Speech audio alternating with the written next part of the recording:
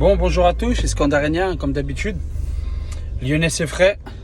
Iskandarenia, Lyonnais c'est frais. N'oubliez pas, j'ai changé de nom au niveau de ma chaîne YouTube. C'est plus Iskandarenia, c'est Iskandar Lyonnais c'est frais.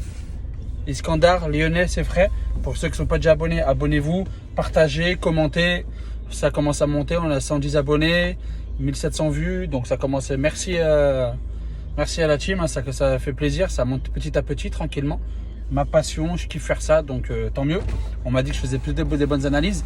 Là, je vais parler du tirage de l'Europa League avec Rangers, Brøndby et Slavia Prague, je crois, ou Sparta Prague, un des deux. Je trouve que c'est largement jouable si déjà on est à si on joue vraiment ballon. Si on joue vraiment ballon, parce que actuellement c'est pas terrible, donc on verra à ce niveau-là, mais je pense que c'est plutôt jouable. Je pense que c'est plutôt jouable quand on voit les autres poules, celle de Marseille, elle est très compliquée. Donc je pense que c'est plutôt jouable pour nous.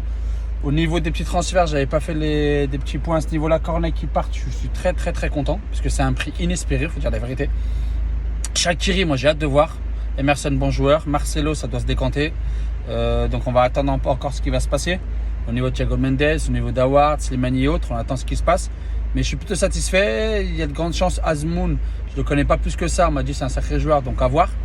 Qui doit venir aussi. Donc on va attendre de voir dans les derniers jours du mercato. Justement, Olas, Juninho et Ponceau ne sont pas déplacés à Istanbul pour l'Europa League, justement, parce qu'ils sont très occupés actuellement au niveau du mercato. Donc j'espère qu'ils font le taf.